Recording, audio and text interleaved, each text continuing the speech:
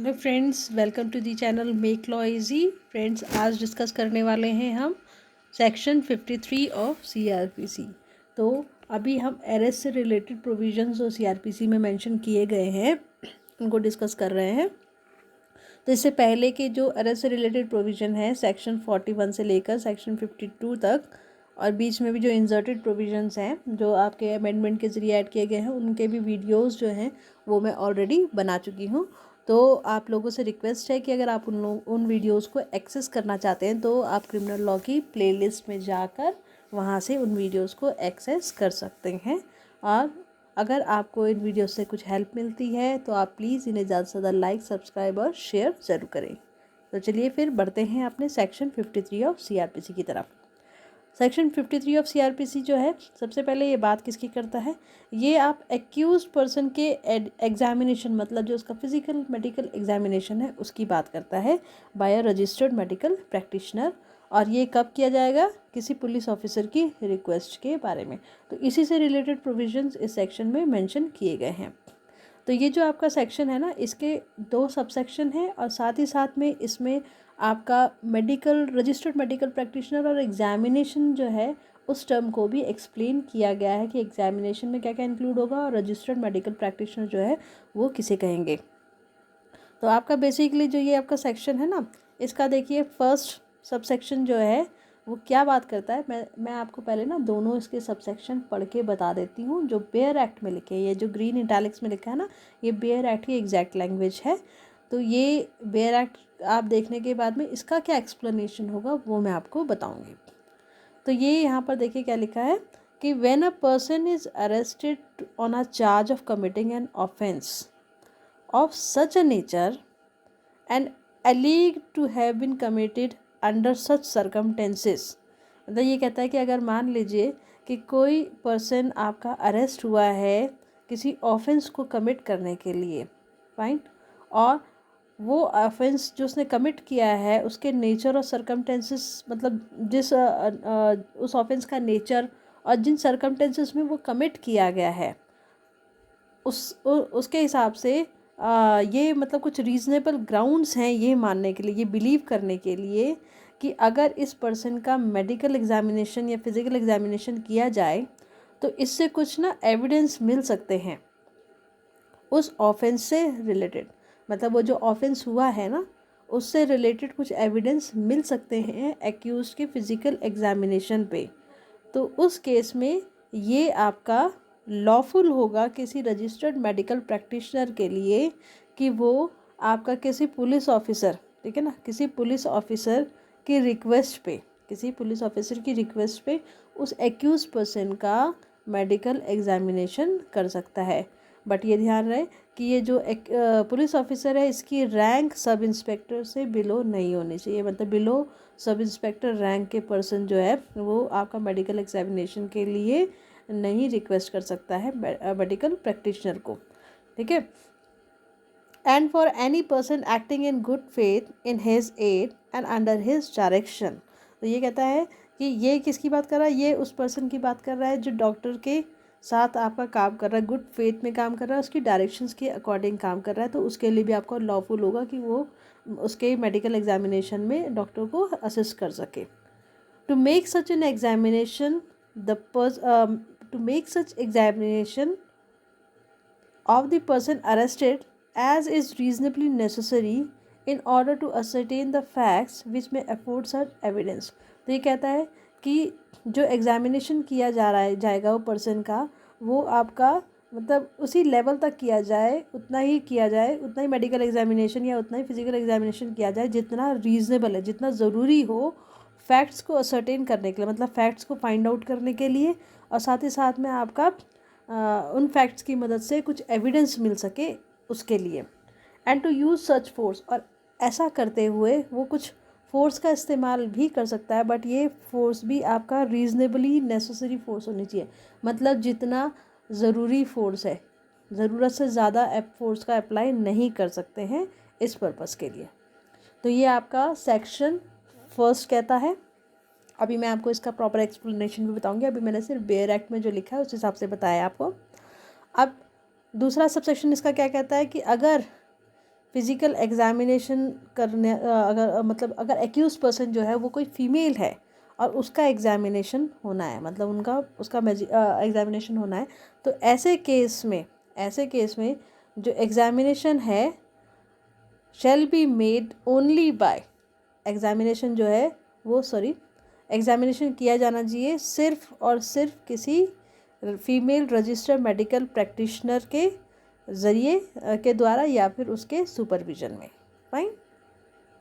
तो ये फीमेल्स के लिए, फीमेल एक्यूज का जब एग्जामिनेशन करना है उसके रिगार्डिंग रूल आपका कौन बताता है, वो बताता है, प्रोविजन बताता है आपका सबसेक्शन 2।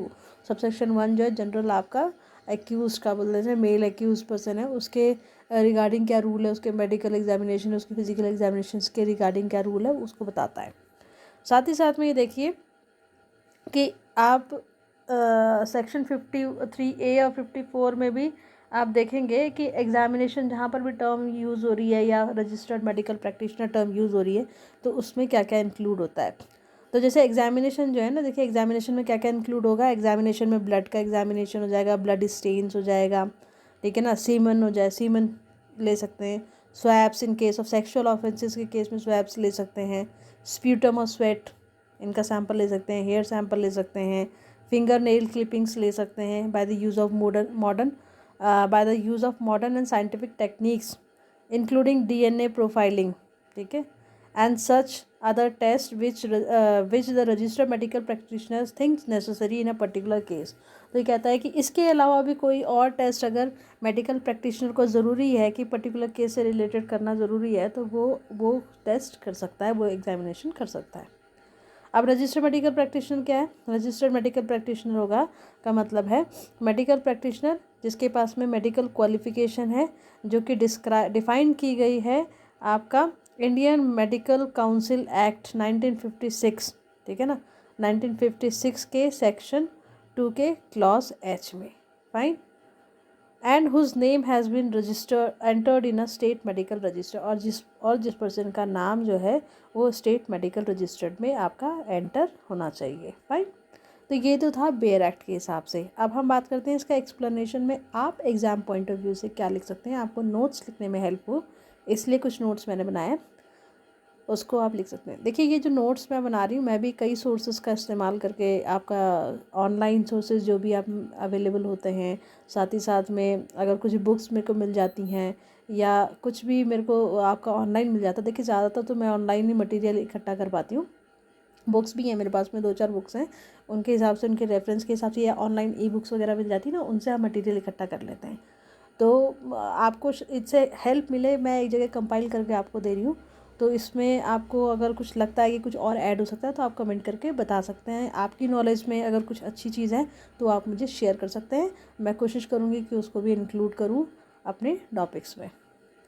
तो एक्सप्लेनेशन क्या है इसका कि सेक्शन 53 जो है कोड ऑफ क्रिमिनल प्रोसीजर 1973 का, ये डील करता है deal with the examination of accused person के एग्जामिनेशन से के रिगार्डिंग डील करता है बाय अ मेडिकल प्रैक्टिशनर, किसी मेडिकल प्रैक्टिशनर के ज़रिए at the request of police officer, किसी पुलिस ऑफिसर की रिक्वेस्ट पे। The purpose of this section is to collect evidence that may be relevant to the offense for which the accused is arrested। तो इसका purpose क्या है? इसका purpose है evidence collect करना जो कि रेलेवेंट हो ऑफेंस से रिलेटेड, जिस ऑफेंस के लिए एक्यूज को अरेस्ट किया गया है। The main points of this section, इस सेक्शन के आपके मेन पॉइंट्स क्या क्या हैं उनको देख लेते हैं। कि examination can only be done when there is reasonable grounds for believing that it will afford evidence as to the commission of the offense। Medical examination हर किसी एक्यूज़ का नहीं करने भेजते हैं, ठीक है। मेडिकल एग्जामिनेशन कराने के लिए कोई रीज़नेबल ग्राउंड्स होने चाहिए, मतलब कोई सॉलिड रीज़न होने चाहिए पुलिस ऑफिसर के पास में कि हाँ भाई वो जो एग्जामिनेशन पर्सन का मेडिकल या फिजिकल एग्जामिनेशन जो भी कराया जा रहा है उसके ज़रिए कुछ एविडेंस मिल सकता है और जो जस्टिस मतलब बोलते नहीं है जस्टिस अचीव करने में हेल्पफुल हो सकते हैं, तो उस केस में ही सिर्फ आपका मेडिकल एग्जामिनेशन जो है कराया जा सकता है। अब एग्जामिनेशन जो है वो आपका किसी रजिस्टर्ड मेडिकल प्रैक्टिशनर के ज़रिए ही कराया जाना चाहिए जो कि आपको बता दिया रजिस्टर्ड मेडिकल प्रैक्टिशनर कौन होता है, वो मैंने आपको इसमें जो रजिस्टर्ड मेडिकल प्रैक्टिशनर की को डिफ़ाइन किया गया है ना, उस वही आपका रजिस्टर्ड मेडिकल प्रैक्टिशनर होगा। फाइन, जिसके पास में रिकॉग्नाइज मेडिकल क्वालिफिकेशन हो और जिसका नाम स्टेट मेडिकल रजिस्टर में आपका एंटर हो। Fine, the examination can only be done at the request of police officer not below the rank of sub inspector. तो जो भी एग्जामिनेशन होगा ना वो पुलिस ऑफिसर के ज़रिए ही हो सकता है, पुलिस ऑफिसर की रिक्वेस्ट पे ही किया जा सकता है, पर ये पुलिस ऑफिसर सब इंस्पेक्टर की रैंक से बिलो नहीं होना चाहिए। ठीक है, और क्या होगा, and with the help of any person acting in good faith under this his direction. और इसमें आपका जो पर्सन आपका गुड फेथ में प्रैक्टिशनर, जो मेडिकल प्रैक्टिशनर उसकी डायरेक्शंस के अंडर काम कर रहा है, ठीक है, वो भी इसमें आपका असिस्ट कर सकता है। Examination can only be done to the extent that is reasonably necessary to ascertain the facts that may afford evidence. तो ये कहता है एग्जामिनेशन सिर्फ उसी एक्सटेंट तक होना चाहिए जो कि आपका ज़रूरी है, जो कि नेसेसरी है फैक्ट्स को असर्टेन करने के लिए, मतलब फैक्ट्स को फाइंड आउट करने के लिए, फैक्ट्स को क्लैरिफाई करने के लिए, और जिससे कि आपका एविडेंस जो है वो आपका मिल सके, जो कि केस में आपका हेल्पफुल हो। ठीक है, and with the use of such force as is reasonably necessary. साथ ही साथ में इसमें फोर्स का भी इस्तेमाल किया जा सकता है, but that should be reasonable force, जो कि ज़रूरी है, जो नेसेसरी है इस पर्पज़ के लिए। फिर आपका सब सेक्शन 2 जो है ये कहता है आपका कि फ़ीमेल का अगर एग्जामिनेशन होना है तो वो सिर्फ आपका किसी फीमेल रजिस्टर्ड मेडिकल प्रैक्टिशनर के ज़रिए होगा या फिर उनके सुपरविज़न में ही हो सकता है।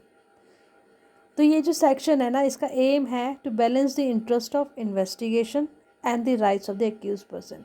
तो इसका आपका एम होता है कि जो आपका एक्यूज पर्सन है उसके राइट्स और साथ ही साथ में जो इन्वेस्टिगेशन है ना उसके इंटरेस्ट को भी बैलेंस करना, ताकि आपका एक्यूज़ का राइट जो है वो भी आपका उसका भी कहीं हनन ना हो, और जो इन्वेस्टिगेशन का जो मतलब जो इन्वेस्टिगेशन के लिए ज़रूरी चीज़ें हैं, ज़रूरी प्रोसीजर फॉलो करने हैं, वो भी फॉलो हो सके। It ensures that examination is done in a lawful scientific and human manner. ये क्या इंश्योर करता है कि जो भी एग्जामिनेशन हो रहा है वो लॉफुल तरीके से हो, साइंटिफिक हो प्रॉपर, और ह्यूमन मैनर में हो। मतलब इसमें एक्यूज़ को किसी तरीके से प्रताड़ित नहीं किया जा सकता है। एक्यूज़ को प्रताड़ना देने के लिए एग्जामिनेशन नहीं की जा रही है, मतलब उसको टॉर्चर करने के लिए ये एग्जामिनेशन नहीं की जा रही है, ह्यूमन तरीके से करना है ताकि उसकी डिग्निटी आपकी मेंटेन हो। ठीक है, and that the evidence collected is reliable and admissible in the court of law. और साथ ही साथ में जो भी एविडेंस कलेक्ट किया जाएगा वो रिलायबल होना चाहिए और कोर्ट ऑफ लॉ जो है उसमें एडमिसिबल होना चाहिए। शॉर्ट में हम क्या कह सकते हैं कि ये जो सेक्शन है, this section outlines the legal procedure for conducting medical examination of arrested individuals to gather evidences in criminal cases. मतलब क्रिमिनल केसेस में एविडेंस को इकट्ठा करने के लिए ये आपका एक लीगल प्रोसीजर बताता है एक्यूज पर्सन या अरेस्टेड पर्सन के मेडिकल एग्जामिनेशन को किस तरीके से कंडक्ट किया जाना चाहिए। Ensuring gender appropriate examination. Gender appropriate मतलब बताया ना आपको कि मेल का एग्जामिनेशन कौन करेगा और फीमेल का, अगर स्पेसिफिकली फीमेल एक्यूज है तो उसका एग्जामिनेशन कौन कर सकता है। When necessary and permitting modern scientific techniques for evidence collection. और ये क्या कहता है कि इसमें आपका एविडेंस इकट्ठा करने के लिए जो भी आपका scientific techniques, modern scientific techniques की ज़रूरत है एविडेंस कलेक्शन के लिए, उनको भी परमिट किया जाता है। तो फ्रेंड्स ये जो हमारा था सबसेक्शन नहीं, सेक्शन 53 ये हमारा कंप्लीट हो गया। नेक्स्ट हम इसका जो सेक्शन है वो 53A को डिस्कस करेंगे। आई होप ये आपको कहीं ना कहीं थोड़ा बहुत आपको बेयर एक्ट समझने में आपको हेल्प मिली होगी, और कुछ ना कुछ लोगों को तो इससे हेल्प मिलेगी जेन्युइनली।